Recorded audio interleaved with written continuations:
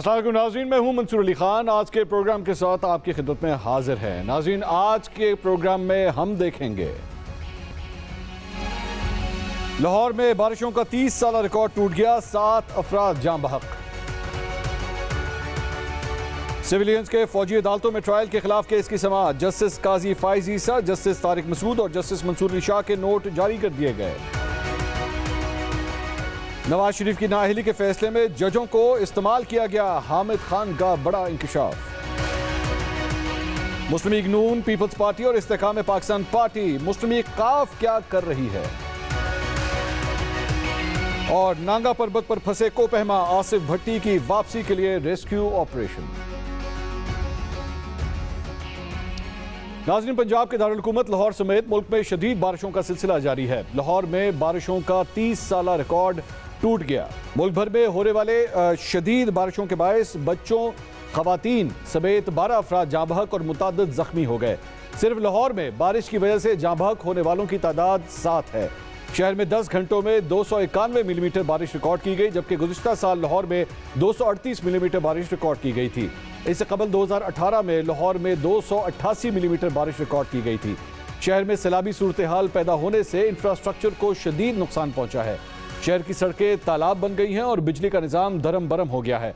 Canal road पर नहर का पानी सड़कों पर जा निकला, जिससे सड़क और नहर में फ़र्क ख़त्म हो गया। बहुत से इलाकों में बारिश का पानी घरों और दुकानों में दाखिल हो गया। वज़ीर आला पंजाब ने शहर के मुख्तलिफ इलाकों का दौरा करते हुए इंतज़ामिया को जल्द पानी की निकासी की हिदायत की। नाज़रीन, हालिया बारिशों के नुकसान ने हमारे शहरों के इंफ्रास्ट्रक्चर और ड्रेनेज सिस्टम पर इंतहाई संगीन सवालात उठा दिए हैं। मुल्क का इंफ्रास्ट्रक्चर बेहतरी का तकाजा कर रहा है, लेकिन हमारे रहनुमा अपनी अपनी सियासत में ही मसरूफ़ हैं। तो हम भी बात करते हैं सियासी हालात हाज़रा की।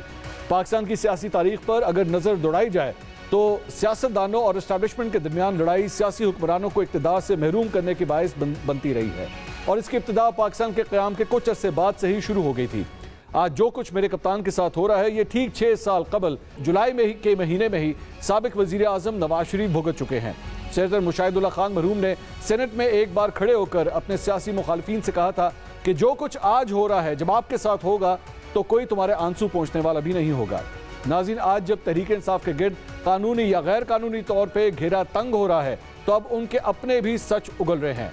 पनामा पेपर्स केस में साबिक वज़ीर आज़म नवाज शरीफ के मुखालिफ सीनियर एडवोकेट हामिद खान इस बात का एतराफ़ कर रहे हैं कि पनामा केस में नवाज शरीफ को नाअहल करने का फैसला अदालती फैसले से पहले हो चुका था। इस मामले में अदलिया को सिर्फ इस्तेमाल किया गया। उन्होंने कहा कि नवाज शरीफ समझते कि वो अदलिया को हैंडल कर लेंगे, मगर उन्हें बाद में एहसास हुआ कि मामला उनके हाथ से निकल चुके हैं। नवाज शरीफ साहब की जो डिस्क्वालिफिकेशन थी, उसका फैसला कहीं और हो गया था। इवेंट्स को अगर हम देखते हैं क्रोनोलॉजिकल ऑर्डर में, तो उस वक्त ये फैसला हो गया था कि ये अब इनके साथ नहीं हमारा, उससे उनको फारिग कराना पड़ेगा। वो तो बाई चांस उस जमाने तक जब ये सारा मामला हुआ है तो पनामा पेपर्स लीक्स आ चुके थे। तो इसका मतलब ये है कि जो नवाज शरीफ साहब को सुप्रीम कोर्ट के जरिए डिस्क्वालीफाई करवाया गया, वो फैसला एक्चुअली कहीं और हुआ था, जुडिशरी सिर्फ इस्तेमाल हुई। बिल्कुल यही नजर आता है। यही जो चेन ऑफ इवेंट्स हैं वो वही शो कर रहे हैं कि इसी तरह हुए। गालिबन उनको खुशफहमी ज़रूर लगता है नवाज शरीफ साहब को एक हद तक रही है कि हम शायद अदलिया को हैंडल कर सकते हैं, हम बेहतर हैं हैंडल करने में, लेकिन उन्हें बाद में महसूस हुआ कि नहीं, ये बात उनके हाथों से भी निकल चुकी थी। नाज़रीन, वक्त की अदालत में चलते हुए मुकदमे में बार बार साबित हो रहा है कि साबिक वज़ीर आज़म नवाज शरीफ को अना की भेंट चढ़ाया गया। माजी की गलतियों से सीखने के बजाय आज एक और साबिक वज़ीर आज़म अदालत के कटहरे में खड़ा दिखाई दे रहा है, लेकिन तारीख खुद को दोहरा रही है। नवाज शरीफ के हक़ में तो वक्त की गवाही आ चुकी, कल शायद 5-6 बरस बाद मेरे कप्तान के हक़ में भी यही गवाही सामने आए, लेकिन जब तक स्क्रिप्ट राइटर स्क्रिप्ट दोहराने पर बज़िद रहकर मुख्तलिफ नताइज हासिल करने की कोशिश में रहेगा, तब तक हम मुल्क चलाने के लिए अपने कीमती असासे गिरवी रखते रहेंगे। सियासी अदम इस्तेहकाम के होते हुए मुआशी बढ़तरी का ख्वाब तो देखा जा सकता है, अमली तौर पर ऐसा मुमकिन नहीं। हामिद खान के इंटरव्यू ने मुल्की सियासत में जो भूचाल पैदा किया है, उस पर हम 8 सवाल पूछते हैं। सवाल नंबर 1, क्या सीनियर कानूनदान हामिद खान का बयान हमारे अदालती निज़ाम के खिलाफ एक मुकम्मल चार्जशीट नहीं है? सवाल नंबर 2, क्या पाकिस्तानी जमहूरियत में अवाम में मकबूलियत के अलावा इस्टेब्लिशमेंट में कबूलियत लाज़िम मलजूम है? सवाल नंबर 3, सियासत और सियासतदानों से मुतल्लिक फैसले पार्लियामान में होने चाहिए या अदालत में? सवाल नंबर 4, अगर सिस्टम ने कबूलियत पर चलना है तो क्या इलेक्शन का तकल्लुफ सिर्फ पैसों का ज़िया नहीं? सवाल नंबर 5, खुद सियासतदान एस्टैब्लिशमेंट का मोहरा बनने के लिए तैयार रहते हो तो क्या जमहूरियत की नाकामी का सिर्फ एस्टैब्लिशमेंट को जिम्मेदार करार दिया जा सकता है? सवाल नंबर 6, पनामा केस में मेरे कप्तान ने नवाज शरीफ के खिलाफ अदालत का दरवाजा खटखटाया और अब उनके अपने साथी नवाज शरीफ के खिलाफ फैसले को गलत कह रहे हैं। इसके बावजूद मेरे कप्तान अब भी सियासतदानों से बात करने के बजाय एस्टैब्लिशमेंट से राब्ता करने पर बजिद क्यों है? सवाल नंबर 7, क्या निजाम को चलाने के लिए 75 बरस की गलतियों पर एक ट्रुथ एंड रिकंसिलिएशन कमीशन नहीं बनना चाहिए? सवाल नंबर 8, जुलाई 2017 में नवाज शरीफ के खिलाफ जो कुछ हुआ और अब जुलाई 2023 में जो कुछ मेरे कप्तान के साथ हो रहा है उसमें आखिर फर्क क्या है? सवालों के जवाब ढूंढने की कोशिश करेंगे। हमारे साथ आज मौजूद हैं सीनियर तज्जियाकार और एंकर पर्सन मुनीफ फारूक साहब और हमारे साथ मौजूद है माहिर कानून एडवोकेट अजहर सिद्दीक साहब। आप दोनों मेहमानों का बहुत बहुत शुक्रिया। मुनीफ साहब, मैं सबसे पहले आपसे जानना चाहूँगा, हामिद खान साहब एक बड़े सीनियर एडवोकेट हैं और ये जो इन्होंने स्टेटमेंट दी है, इस स्टेटमेंट के बाद क्या वैलिडिटी रहती है? क्या नवाज शरीफ साहब की जो सज़ा हुई थी उसे कहा जा सकता है कि वो बिल्कुल इंसाफ के तकाज़ों को पूरे करते हुए हुई? बहुत शुक्रिया मंसूर साहब। देखिए, मैं इसमें सिर्फ इतना अर्ज करना चाहूँगा सबसे पहले कि अगर पनामा पेपर्स का आप पूरी टोटल जजमेंट देखें तो वो 547 सफ़ात के ऊपर मुहित है और उस जजमेंट को आप देखें। और मैं पहले भी जब वो जजमेंट आई थी उस वक्त भी मैं कहता था कि ये वो फैसला है जो पाकिस्तान की अदलिया को for the times to come haunt करता रहेगा। और आज खैर उसकी गवाहियाँ इधर उधर से आ रही हैं। ये मेरे लिए या शायद आपके लिए भी यकीनी तौर पर कि कोई इनके को बड़ा इंकशाफ नहीं है। ये तो हर एक को पता था कि साकिब निसार साहब की सरबराही में उस वक्त की सुप्रीम कोर्ट क्या कर रही थी। उस वक्त की इस्टेब्लिशमेंट ने मियाँ नवाज शरीफ से किस तरह का स्कोर सेटल करने की कोशिश की और वो लिखा जा चुका था जो कुछ मियां नवाज शरीफ के साथ होना था। और ये बाकी बातें तो सब बहाना बनी कि कौन किस तरह से मैनेज हुआ, वो JITs का बनना, वो व्हाट्सएप कॉल्स, वो सब कुछ, वो चीज़ें को हवाई चीज़ें नहीं थी, वो एग्जिस्ट करती थी। उस वक्त के साबिक DG ISI जनरल फैज़ हमीद साहब ने उस वक्त तो वो DGC थे और उन्होंने हर चीज़ मैनेज की थी। वो हर चीज़ मैनेज थी, इतनी इंग्रेस थी उनकी पाकिस्तान की आला अदलिया के अंदर कि वो किसी से ढकी छुपी नहीं थी। आज किसी को अच्छा लगे बुरा लगे, लेकिन ये वो तारीख है जो कि किसी कलम से तो लिखी गई और वो आने वाले दिनों तक पाकिस्तान के सियासी फैब्रिक को और पाकिस्तान के अदालती निज़ाम को हॉन्ट करती रहेगी। उसके रेमिनेंट्स अब भी मौजूद हैं पाकिस्तान की जुडिशल सिस्टम के अंदर और वो भी आज भी सिस्टम को हॉन्ट कर रहे हैं, आगे भी करते रहेंगे।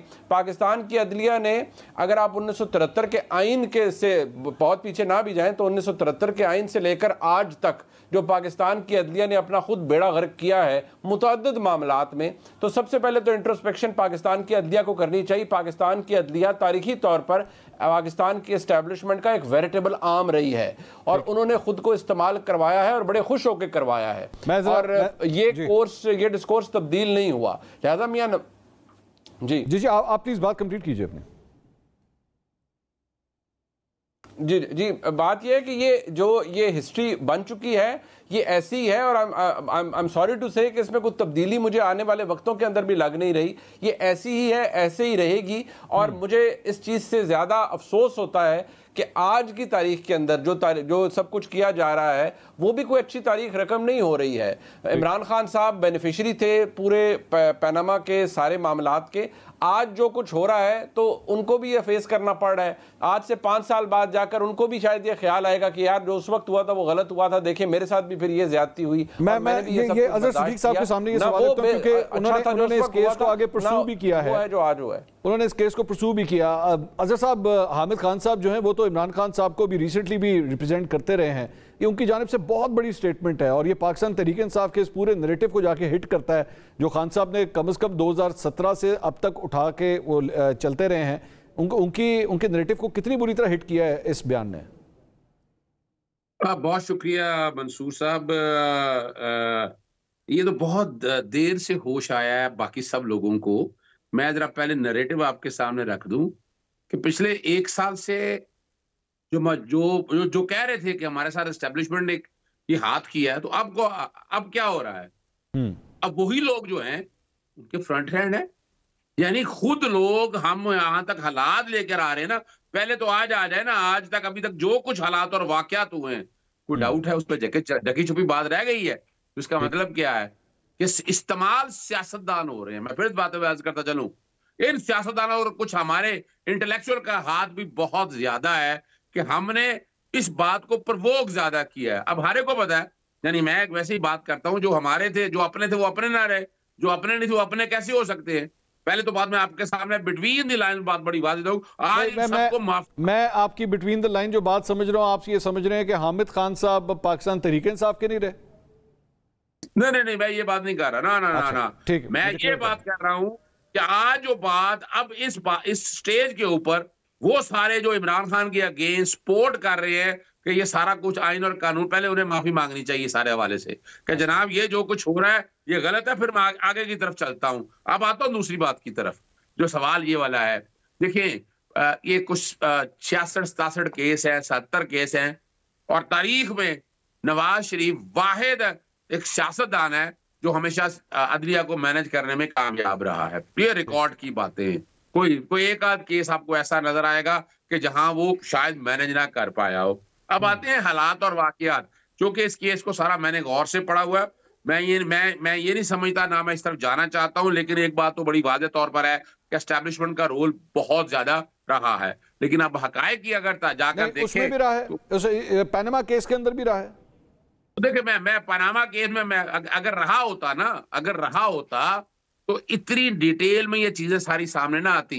एक चीज बड़ी वाज़ेह है, तो चले मैं इसको दूसरी तरह कर लेना, इसको दूसरी, अज़ीज़ साहब इसको दूसरी तरह कर, आप ये फरमा रहे हैं कि हामिद खान साहब ने जो स्टेटमेंट दी है वो गलत है, इस तरह कर लें। मैं उसे इत्तेफाक नहीं करता, मैं उसे इत्तेफाक नहीं, मैं इत्तेफाक करता। वो मेरी एक बात देखे ना जी, यकीनन कोई फैसला हो चुका होगा, लेकिन उस फैसले को कॉरबोरेट करना पड़ेगा एविडेंस के साथ। भाई एक तो बात बड़ी वाज़ेह है कि हम नवाज शरीफ ने जो जायदादें खरीदी है, मनी ट्रेल नहीं है उनके पास, लेकिन अजहर साहब हामिद खान साहब तो एक्चुअली जब ये केस शुरू हुआ था तो सबसे पहले वकील तो एक्चुअली वो थे, बाद में उनको चेंज करके नईम बुखारी साहब को लाया गया था। देखिए वो अपनी जगह बात है, सवाल यही है कि यही तो सियासतदानों ने जब तक इस्तेमाल होना ना छोड़ा तो हालात नहीं ठीक हो सकते।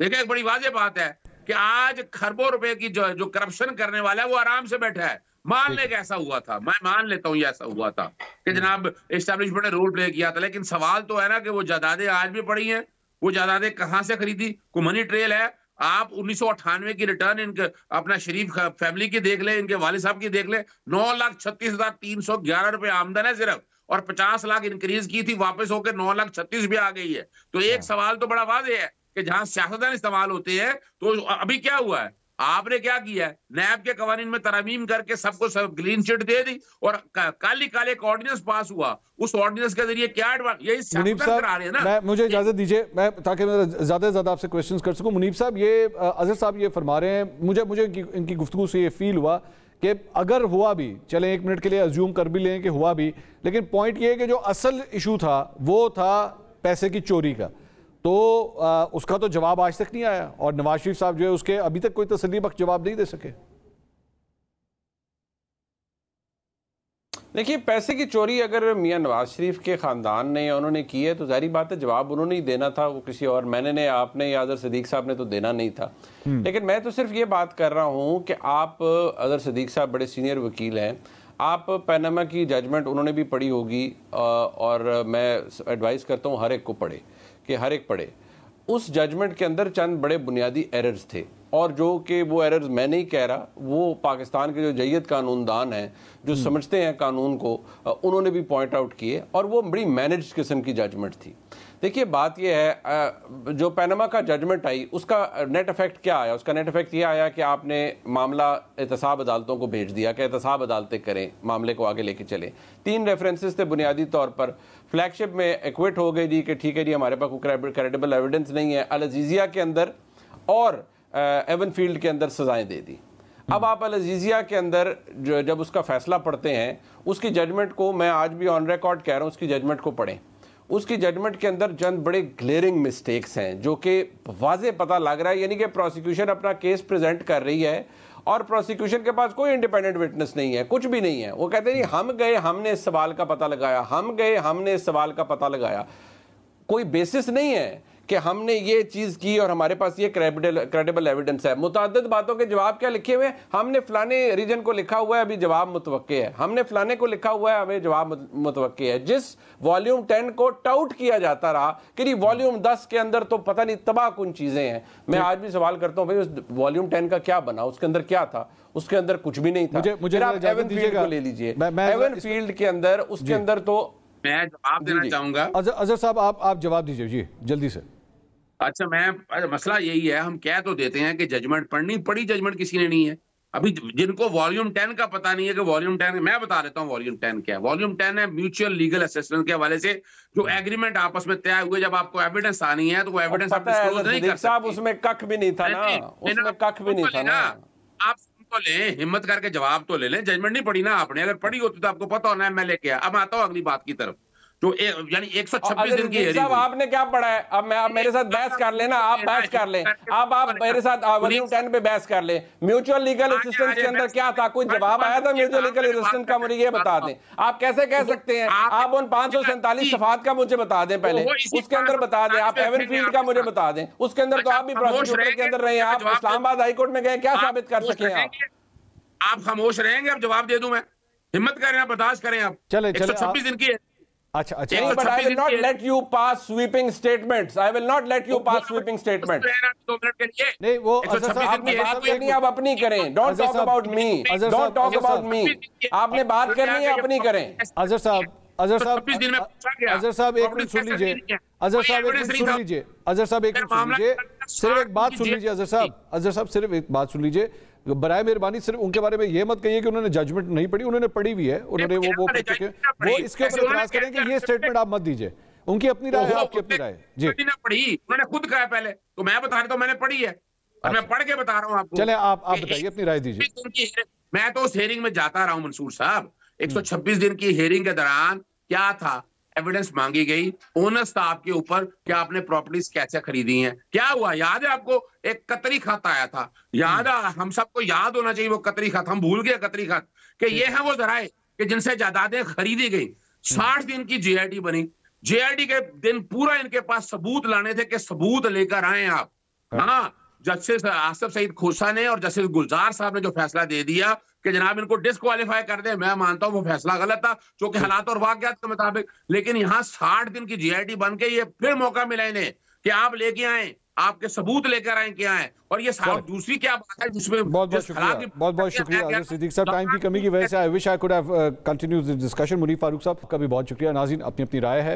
मुनीफ फारूक साहब ये समझते हैं कि ये तारीख ने तय कर ही दिया, ये पहले ही पता था कि जजमेंट बहुत वीक है और असल में इसके ताने बाने कहीं और से मिलते थे। लेकिन अजहर सिद्दीकी साहब ये कहते हैं कि नहीं, ऐसी कोई बात नहीं है। तमाम कानूनी पहलू को मद्देनजर रखते हुए जो है वो ये डिसीजन सामने आया है। बहरहाल सियासत के हवाले से कुछ और बात भी होगी। मुस्लिम लीग नून के हवाले से तो हमने बात की, मुस्लिम लीग काफ के हवाले से कुछ इंटरेस्टिंग डेवलपमेंट्स हैं, वो आपके साथ शेयर करते हैं। एक ब्रेक के बाद हमारे साथ रहिएगा।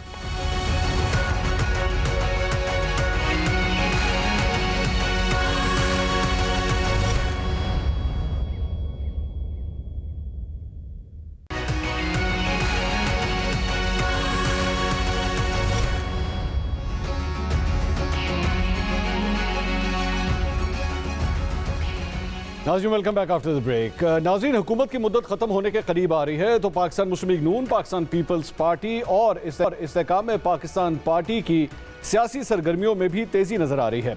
दुबई में भी तीनों जमातें एक्टिव नजर आईं, लेकिन हैरत अंगेज तौर पर हुकूमत की इत्तेहादी जमात मुस्लिम लीग काफ इन मामलात में कहीं नजर नहीं आई। पाकिस्तान मुस्लिम लीग काफ अपने क़याम के बाद से अब तक एस्टैब्लिशमेंट की हामी जमात समझी जाती रही है।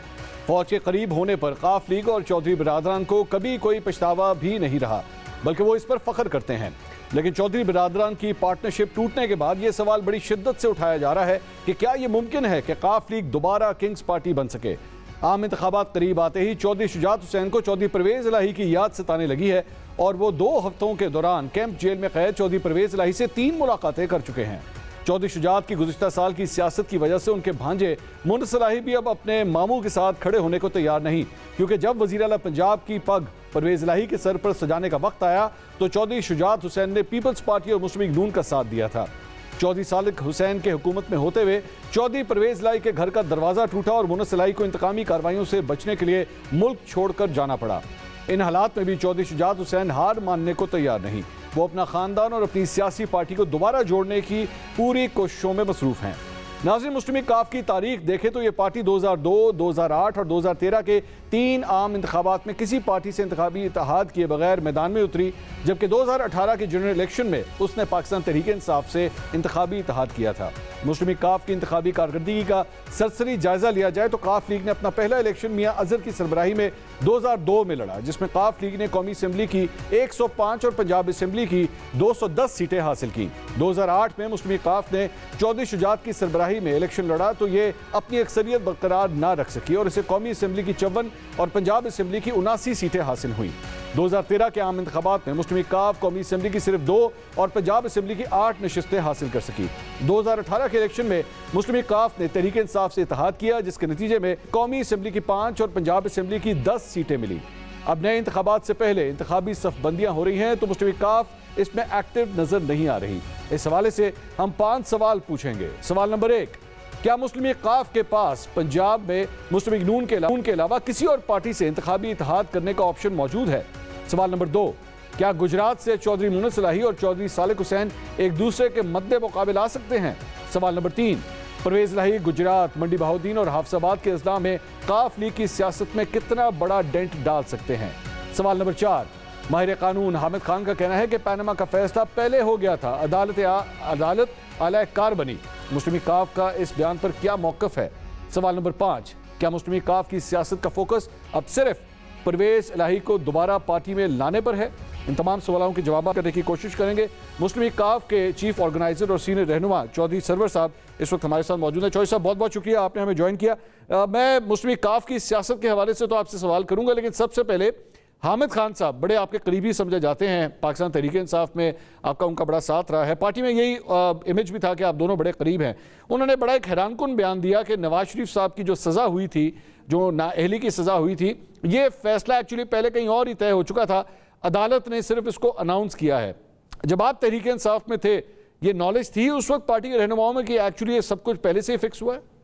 देखिए, उस वक्त ये बात तो लोगों की समझ में आती थी कि जो ये कहना कि जी बेटे से तनख्वाह नहीं ली और उस पे किसी को कन्विक्ट कर देना और ताहयात नाहल करार दे देना, वो उस वक्त भी समझ से बाहर था, तो आज भी समझ से बाहर है।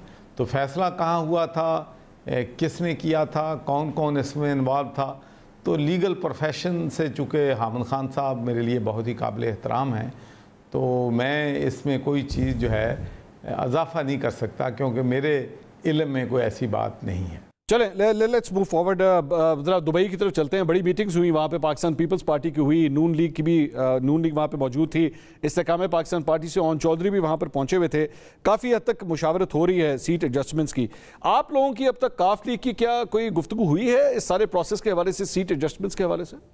नहीं, जहाँ तक मुझे इल्म है कि सीट एडजस्टमेंट के हवाले से हमारी कोई बात नहीं हुई है, लेकिन जहाँ तक मुज़ाकरात का ताल्लुक़ है, जो दुबई में मीटिंग्स का ताल्लुक़ है, उसमें हमारी पार्टी के लोग जो हैं वो शामिल नहीं थे। अच्छा, दैट इज़ स्ट्रेंज चॉइस साहब, क्योंकि अब तो ज़ाहिर बात है इंतखाबात का टाइम जो है वो काफ़ी करीब आ रहा है और मुख्तलिफ जमातें आपस में ऑप्शन डिस्कस कर रही हैं, तो मुस्लिम लीग काफ जो है वो आने वाले इलेक्शन में किस पार्टी से सीट एडजस्टमेंट करने का इरादा रखती है? देखें, अभी कुछ भी कहना कबल अज़ वक्त है।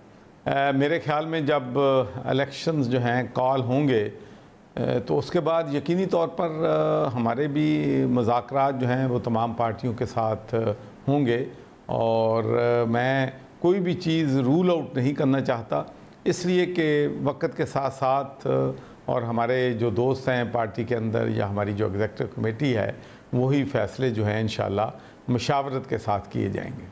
अच्छा, चलें, अब आपने चूँकि मुशावरत की बात की, ज़ाहिर बात है आप पार्टी के चीफ ऑर्गेनाइज़र हैं, आपकी पार्टी का इस वक्त एक टोटल फोकस लग रहा है कि किसी तरह चौधरी शुजात हुसैन साहब 3 दफ़ा जाके मिल चुके हैं परवेज़ इलाही साहब से। लग ये रहा है कि इस वक्त प्राइम कंसर्न ये है कि किसी तरह परवेज़ इलाही साहब को पार्टी के अंदर वापस लाया जाए।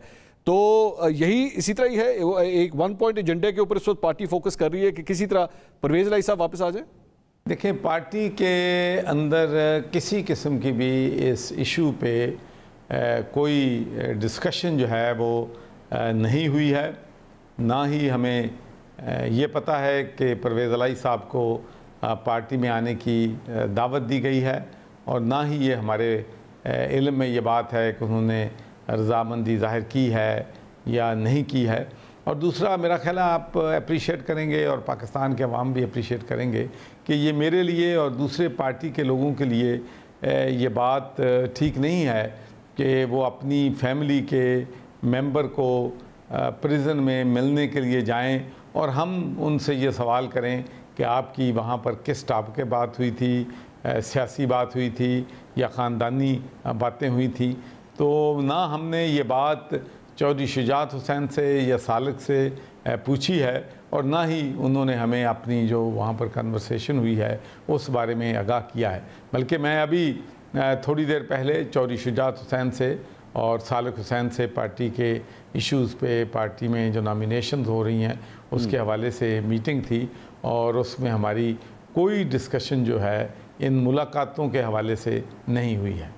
अच्छा, चलो चौधरी साहब आगे चलते हैं। ये बताइएगा, जाहिर बात है अब इस हुकूमत का टाइम जो है वो थोड़ा ही रह गया है, और वज़ीर आज़म जो है वो मुख्तलिफ मतलब अपनी इत्तेहादियों के साथ कंसल्टेशंस वगैरह भी कर रहे हैं। तो इंतखाबात की डेट्स के हवाले से इस सिलसिले में आपकी पार्टी से कोई हुई है मीटिंग, कोई मुशावरत हुई है वज़ीर आज़म की जानिब से? एक बात तो मेरे ख्याल में यकीनी है कि ये हुकूमत जो है 13 अगस्त से पहले जो है पार्लियामेंट डिज़ाल्व हो जाएगी और केयर टेकर गवर्नमेंट जो है वो आ जाएगी। इस बारे में तो जो मेरी मालूमात हैं इसमें तकरीबन फ़ैसला जो है हो चुका है। उसके बाद इलेक्शन किस वक्त पे होते हैं और क्या जो है अपनी केयर टेकर गवर्नमेंट अपना दुरानिया जो है वो 3 महीने से ज़्यादा बढ़ाती है या नहीं है, इस बारे में मुझे कोई मालूमात जो है वो नहीं है। लेकिन मैं तो यही चाहूँगा कि मुल्क के आइन और कानून के मुताबिक इलेक्शन जो है वो वक्त पर होने चाहिए। आपने केयर टेकर सेटअप की आपने बात की, तो इसमें जारी बात है निगरान वज़ीर आज़म के लिए जो है वो मुख्तलिफ लॉबीज़ इस वक्त चल रही हैं इस्लामाबाद के अंदर। पाकिस्तान पीपल्स पार्टी, नून लीग भी आपस में इस मामले के अंदर जो है वो डिस्कस कर रही है। तो बड़ी जमातें, अब मैं छोटी जमात का लफ्ज़ तो नहीं इस्तेमाल करना चाह रहा, लेकिन आप इत्तेहादी हैं, तो आप लोगों से भी कोई मुशावरत हुई है कि निगरान वज़ीर आज़म जो है वो कौन होगा? देखिए जी, मैं समझता हूँ कि जब आप इत्तेहादी होते हैं तो फिर बड़ी जमात और छोटी जमात की बात जो है वो नहीं होनी चाहिए। तमाम जो इत्तेहादी जमातें हैं उनके साथ मुशावरत होनी चाहिए। लेकिन चूँकि हुकूमती मामलात जो हैं या हमारे जो 2 भाई जो हैं वो फेडरल गवर्नमेंट का हिस्सा हैं, तो ये शमूलियत जो है उनकी गवर्नमेंट में मेरे पार्टी में शामिल होने से पहले हुई थी। तो इसलिए मेरी कोशिश ये होती है कि जो गवर्नमेंट के मामलात हैं या जो केयर टेकर प्राइम मिनिस्टर का मामला है वो मैं जो हमारे कैबिनेट मिनिस्टर हैं उन्हीं पे जो है छोड़ देता हूं। लेकिन मुझे उन्होंने आज भी सालिक हुसैन साहब से मेरी बात हुई है, उन्होंने नहीं मुझे बताया कि उनके साथ किसी किस्म का भी कोई मशवरा जो है केयर टेकर प्राइम मिनिस्टर के बारे में हुआ है। चले मैं टॉपिक थोड़ा चेंज करता हूँ, IMF के हवाले से बात करते हैं। मुझे अच्छी तरह याद है कि पाकिस्तान तहरीक इंसाफ में की हुकूमत में जब आप गवर्नर थे तो IMF के साथ जब मुआहिदा हुआ था तो उसके बाद आपने एक स्टेटमेंट दी थी कि IMF ने हमसे सब कुछ लिखवा लिया है और एक किस्म का हमने सब कुछ ही उनके हवाले कर दिया है। अब आपकी जमात इस हुकूमत के साथ भी इत्तेहादी है और इन्होंने भी IMF के साथ जो है एक नया मुआहिदा किया है। अब आपके क्या ख्यालात हैं? वैसे ही ख्यालात हैं जो उस वक्त थे? देखिए, मेरी राय उस वक्त तो यकीनी तौर पर थी कि जब वो नेगोशिएशन जो है IMF के साथ हो रही थी, तो जब भी आप किसी मुल्क के पास कर्ज लेने के लिए जाते हैं या IMF के पास जाते हैं तो उनकी कड़ी शराइत जो हैं होती हैं। लेकिन अब जो सूरत हाल है, मैं समझता हूँ कि पाकिस्तान के पास अब कोई और ऑप्शन नहीं थी। मैंने ये पहली कौम देखी है कि जिसके लोग $3 बिलियन कर्जा लेने पे खुशियां मना रहे हैं कि बड़ी हमारी फतह जो है जैसे हो गई है। तो भाई ये जो कर्ज़े हैं और कर्ज़ों के साथ जो शराइत हैं, ये महंगाई का एक बहुत बड़ा तूफ़ान पाकिस्तान में आने वाला है, जिसकी बदकिस्मती से जो प्राइस है वो पाकिस्तान का गरीब आवाम जो है वो पे करेगा, अशराफिया पे नहीं करेगी। तो गरीब आवाम पहले ही 2 वक्त की उनको रोटी नहीं मिल गई, वो महंगाई के बोझ पे पिस गए हैं। तो अब और महंगाई जो है उनको बदकिस्मती से सहनी पड़ेगी। और उसके अलावा कोई मुल्क भी हाई टैक्सेशन पे और हाई इंटरेस्ट रेट पे मैंने कोई मुल्क भी जो है वो तरक्की करते नहीं देखा, इंडस्ट्री को ग्रो करते नहीं देखा। मुझे आप बताएं कि जब 22% जो है बेस रेट होगा, जो कि IMF के कहने पे हुआ है, तो मुझे बताएं कि कौन सा बिजनेसमैन है जो इन हालात में कर्ज लेना अफोर्ड कर सकता है या रेट ऑफ इंटरेस्ट देना अफोर्ड कर सकता हो। यही वजह है कि हमारे कारखाने, हमारी बिजनेसेस जो हैं वो बंद हो रही हैं और मुल्क को नाकाबिल तलाफ़ी नुकसान जो है वो पहुंच रहा है। देखिए, मंसूर हुकूमत कोई भी हो, लेकिन बदकिस्मती से पाकिस्तान में करप्शन, किकबैक्स और कमीशन जो है वो किसी भी दौर में ख़त्म जो है वो नहीं होता। तो हमें 100% ट्रांसपेरेंसी लेके आनी पड़ेगी और जो करप्शन हमारे मुल्क में कैंसर बन गई है, इस कैंसर को काट कर बाहर फेंकना पड़ेगा और तभी ये मुल्क के अवाम जो हैं सुख का सांस ले सकते हैं और हम एक पाकिस्तान को बावकार मुल्क और प्रॉस्परस मुल्क जो लोगों के भीख ना मांगता फिरे, अगर हमने इसको वो मुल्क बनाना है। बहुत बहुत शुक्रिया। साबिक गवर्नर पंजाब और मुस्लिम काफ के सीनियर रहनुमा चौधरी सरवर साहब अपने ख्यालात का इजहार कर रहे थे। नाज़रीन, एक ब्रेक लेंगे, लेकिन ब्रेक के बाद जहाँ पे मुश्किलात की बात आ रही है और एक ट्रैजिक न्यूज़ के हवाले से बात आ रही है, तो हम आपको लेके चलेंगे पाकिस्तान के उस ऐसे पहाड़ के हवाले से जहाँ पे पाकिस्तानी एक कोपहमा पिछले 2 दिन से फंसे हुए हैं। आखिर ये कहानी है क्या और किस जगह के ऊपर वो फंसे हुए हैं? बड़ी दर्दनाक एक स्टोरी है और उनको रेस्क्यू करने के लिए एक घंटा बहुत ज़रूरी है। ये खबर क्या है आपको बताएंगे एक ब्रेक के बाद। हमारे साथ रहिए।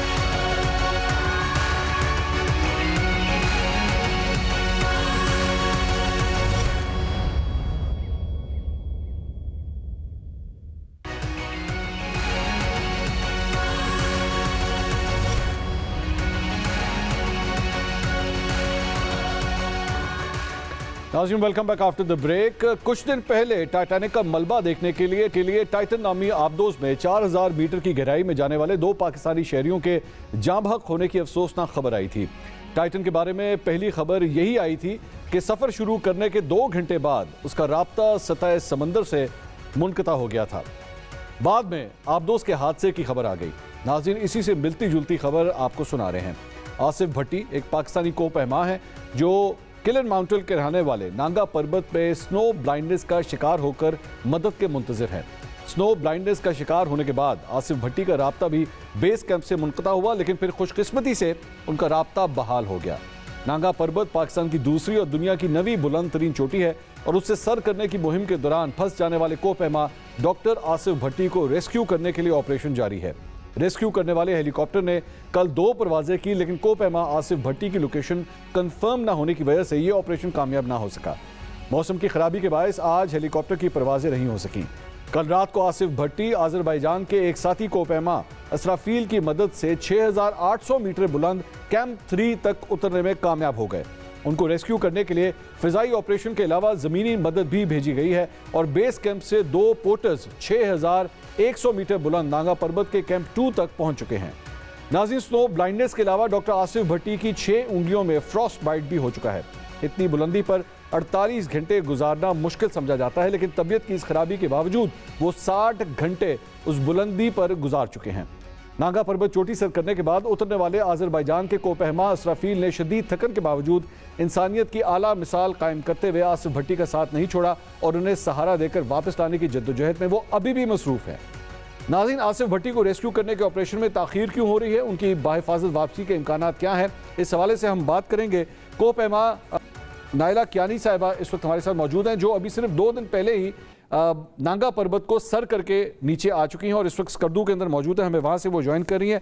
नाइला, बहुत शुक्रिया, आपने हमारे लिए वक्त निकाला। सबसे पहले तो आसिफ भट्टी साहब के हवाले से बताइएगा, उनकी आखिरी लोकेशन अब कहाँ बताई जा रही है और इस वक्त उनकी ताज़ा तरीन अपडेट्स क्या है, क्या हालत है उनकी इस वक्त? मैं आसिफ भट्टी का जो रेस्क्यू ऑपरेशन है वो उसकी कोऑर्डिनेशन कर रही हूँ और बेस कैंप से बिल्कुल कुछ घंटे पहले पहुँची हूँ, क्योंकि वहाँ पे इंटरनेट नहीं था और मेरी जो सैटेलाइट डिवाइस थी उसमें काफ़ी गैप डिलेज आ रहे थे। तो आसिफ भट्टी की जो करंट लोकेशन है वो कुछ घंटे पहले वो C3 कैंप 3 पे पहुँचे थे, जिसकी हाइट है 6800 मीटर्स। तो वहाँ पे वो उन्होंने रात गुजारी है और कुछ घंटे पहले वहाँ से नीचे की तरफ आ रहे हैं, बिकॉज 2 क्लाइंबर्स नीचे से बेस कैंप से ऊपर की तरफ गए थे, वो उनकी हेल्प करने के लिए वहाँ पे कैंप 2 पे पहुँचे हैं जो कि 6000 मीटर है। तो वो दोनों आपस में आसिफ भट्टी, इसराफील जो आज़रबाईजान के क्लाइंबर हैं जो कि 2 दिन से उनके साथ हैं, वो उनको लेके नीचे आएंगे कैंप 3 से, और एक जो क्लाइंबर है पाकिस्तानी वो कैंप 2 से कैंप 3 की तरफ ऊपर जा रहे हैं। अच्छा, ये बताइएगा नायला, अभी आपका उनसे राब्ता हो रहा है, उनके पास जो डिवाइस मौजूद है जिससे राब्ता हो रहा है वो कितनी देर तक चल सकती है, उस हवाले से कुछ बताइएगा। भट्टी की हालत ज़्यादा ठीक नहीं है, उनको स्लो ब्लाइंडनेस थी जो कि 24 आवर्स बाद ठीक हो जाती है, लेकिन उनको हाई एल्टीट्यूड सिकनेस है, उनको फ्रॉस्ट बाइट है और वो इजी नहीं है उनके लिए उतरना नीचे। वो एग्जॉस्टेड बहुत ज़्यादा है, उस हाइट पे ऑक्सीजन इतनी कम होती है कि ज़्यादा देर इंसान रह नहीं सकता, तो वो काफ़ी देर हो गया उन्हें। तो इसीलिए उनको ना सिर्फ इसराफील जो कि आज़रबाईजान से हैं उनके साथ कॉन्स्टेंटली, मतलब कोई बंदा उस हाइट पे ना इजी नहीं है इस तरह की किसी के साथ हेल्प करना कि कॉन्स्टेंटली आप उसके साथ रहे, उसको आहिस्ता आहिस्ता नीचे लेके आए उस हालत में कि आपकी भी हालत इतनी अच्छी नहीं है। तो Israfil is a real hero. उसके अलावा जो नीचे से जो क्लाइंबर्स गए हैं वो भी उनकी हेल्प करेंगे उनको उतारने में। मेरा जो कांटेक्ट है वो आसिफ भट्टी से भी बीच में उन्होंने इसराफील की डिवाइस लेके कांटेक्ट मैसेज किया था मुझे कि हेली की हेल्प चाहिए। तो इसराफील के पास पावर बैंक है या सोलर चार्जर है, बट उनसे मेरे कॉन्स्टेंटली रब्ता है, मतलब दिन में मेरी उनसे 2 दिन से कॉन्स्टेंटली कम्युनिकेशन जारी है, क्योंकि हेली जो एविएशन का जो हेली है वो अप्रूवल आ गया था, लेकिन मौसम अच्छा नहीं है इसलिए हेली जा नहीं सकती उनको पिक करने। तो ये सारे अपडेट्स वो अपनी हालत का मुझे बता रहे हैं और मैं उनको यहाँ से अपडेट दे रही हूँ कि क्या हेली की क्या सिचुएशन है या क्लाइंबर कहाँ तक पहुँचे हैं। अच्छा, आपने यहाँ पे जिक्र किया कि यहाँ से बेस कैंप से भी टीम जो है वो उनको ऊपर लेने के लिए गई है, और अगर वो यहाँ से निकल चुकी है उसको जारी बात है वो कैंप 3 के ऊपर तकरीबन 6800 6900 मीटर की बुलंदी के ऊपर है, उनको यहाँ से ऊपर पहुँचने में कितनी देर लगेगी और क्या वो उन्हें रेस्क्यू करके बेस कैंप पे ला सकते हैं? बेसिकली जो 2 क्लाइंबर्स नीचे से गए हैं यूजुअली बेस कैंप से कैंप 2 तक, जो कि कैंप 2 तकरीबन 6000 मीटर पे है, बेस कैंप 4200 मीटर है, 8 से 10 घंटे लग जाते हैं। तो सुबह 2 ब्लू स्काई टीम के 2 क्लाइंबर्स मोहम्मद यूनस और फजल अली वो 6 से 7 के बीच में निकले हैं और वो कैंप 2 कुछ घंटे पहले पहुंचे हैं। और कैंप 2 तक बहुत मुश्किल है रास्ता, किंग शोफर वॉल आती है जो कि क्लाइंब करना इजी नहीं है, लेकिन ये 2 क्लाइंबर्स वहाँ से क्रॉस करके कैंप 2 तकरीबन 6000 तक पहुंच गए हैं, और उनमें से एक क्लाइंबर तो और भी ऊपर जा रहा है। मतलब वो इजी काम नहीं है कैंप 2 के बाद भी ऊपर जाते रहना, लेकिन वो अपनी उन लोगों की हेल्प करने के लिए वो और भी ऊपर जा रहे हैं। तो वो अभी अपडेट हमें आना है कि वो कब मिलेंगे, क्योंकि आसिफ एंड इसराइल 3 से नीचे आएंगे आहिस्ता आहिस्ता, और जो यूनस है मोहम्मद यूनस वो कैंप 2 से ऊपर जाएंगे आहिस्ता आहिस्ता। तो वो कुछ घंटे में मिलेंगे, आपस में उनकी मुलाकात होगी। और आई थिंक ये 2 क्लाइंबर्स इंशाल्लाह उनको नीचे लाने में कामयाब हो जाएंगे। कल शाम तक मतलब हमें अपडेट आती रहेगी तो हमें पता चलेगा कि कल शाम तक इंशाल्लाह हम एक्सपेक्ट करेंगे वो नीचे आएंगे। अच्छा, ये चूंकि हम वापसी के सफ़र की बात करेंगे, ये बताइए आप अभी खुद भी नांगा पर्वत को माशाल्लाह सर करके आई हैं, तो यहाँ से ऊपर चोटी से लेके बेस कैंप तक आने तक का जो रास्ता है ये कितना दुश्वार गुजार है, कुछ उसके बारे में बताइएगा। मैंने भी नांगा पर्वत 2 दिन पहले आई थिंक समिट किया है और बहुत मुश्किल है इसको। आई थिंक इसको द किलर माउंटेन किसी रीज़न की वजह से बोला जाता है। कैंप 2 जो 6000 मीटर्स पे है उसके नीचे किंग शोफर वॉल बहुत मुश्किल है, वो मुश्किल से क्लाइंब करके उसके बाद हालत ख़राब हो जाती है क्लाइंबर्स की यूजुअली। फिर 2 से 3 तक 6000 मीटर से 6800 मीटर तक रास्ता बहुत मुश्किल है, क्योंकि वो आइस पे है, आइस क्लाइंब करना इजी नहीं है। और समिट पुश बहुत मुश्किल है। समिट पुश में बेसिकली कैंप 3 से टॉप तक जाना, कैंप 3 6800 से 8125 मीटर तक बहुत लंबा है, बहुत ज़्यादा टाइम लग जाता है। और जो डिसेंट है ना, मतलब ऊपर तो जैसे आप चढ़ गए किसी तरह, और हमारी रोप नहीं थी एंड पे, रोप के बगैर रॉक एंड आइस करना बहुत डेंजरस होता है, बहुत मुश्किल होता है। लेकिन जो डिसेंट था वो बहुत ही मुश्किल था, क्योंकि वो टॉप तक पहुंचते हुए सारी एनर्जी यूज़ हो गई थी। तो नीचे उतरते उतरते हमारी मतलब बहुत केयरफुल रखना पड़ता है कि एक भी स्टेप गलत नहीं हो कि आप गिर जाए या कुछ और आपको इशू हो। तो नंगा पर्वत, जैसे मैंने बोला, किलर माउंटेन इसका नाम किसी रीज़न की वजह से है। तो अल्लाह का शुक्र है हम लोग आराम से आ गए, और अब हम ये दुआ कर रहे हैं, और बाकी सबसे भी रिक्वेस्ट है कि आसिफ भट्टी के लिए दुआ करें कि वो खैर खैरियत से पहुंच जाएं। टीम बहुत स्ट्रांग है, इंशाल्लाह उम्मीद है कि वो आराम से आ जाएंगे इंशाल्लाह। बहुत बहुत शुक्रिया नायला आपका। नायला कियानी हमारे साथ मौजूद थी, और डॉक्टर आसिफ भट्टी जो कि इस वक्त एक 6800 मीटर की बुलंदी के ऊपर इस वक्त अपनी जान जोखों में डाल के वहाँ पे मौजूद हैं। कोशिश है कि जल्द से जल्द वो बेस कैंप के ऊपर आएँ और बाहिफाजत आएँ। अभी हालिया दिनों के अंदर ही एक हादसा ऐसा पेश आया था टाइटन का, जिसकी वजह से जाहिर बात है पूरा मुल्क जो है काफ़ी दुखी हुआ था उस वाक़े के बाद। तो अल्लाह करे कि ये पाकिस्तानी कोहपैमा जो इस वक्त इस बुलंदी के ऊपर मौजूद हैं, इनको जल्द से जल्द बाहिफाजत जो है इनको वापस बेस कैंप तक लाया जा सके। प्रोग्राम से अब तक के लिए इतना ही। कल आपसे दोबारा मुलाकात होगी। अल्लाह हाफ़िज़।